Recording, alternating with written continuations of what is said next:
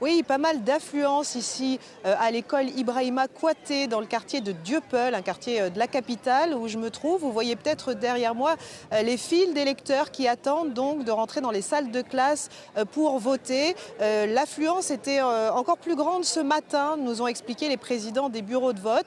Ce matin, beaucoup d'affluence aussi dans les différents bureaux que nous avons visités dans plusieurs quartiers de Dakar.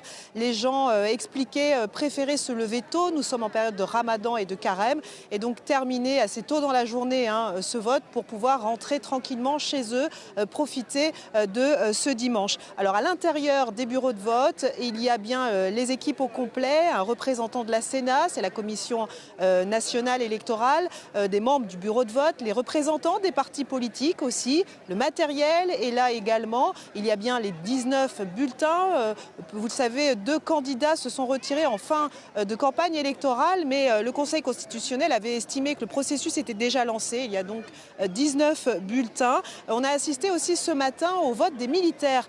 D'habitude, ils votent une semaine avant, mais là, en raison du chamboulement du calendrier électoral, ils se sont retrouvés à voter en même temps que les civils. Ils formaient une queue à part, donc une file d'attente à part pour pouvoir voter.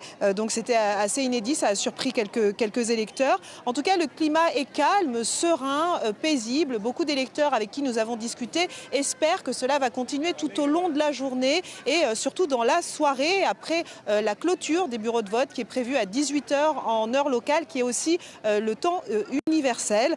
Beaucoup de gens sont également heureux de pouvoir enfin voter. On le sait, cette élection a été pleine de rebondissements avec le report initial de l'élection qui avait abouti à une crise politique de plusieurs semaines et beaucoup d'incertitudes pour les électeurs. C'est donc une page qui se tourne et vraiment c'est ce qui est revenu en discutant avec les gens. Ils sont vraiment fiers et heureux de pouvoir s'exprimer dans les urnes ce dimanche.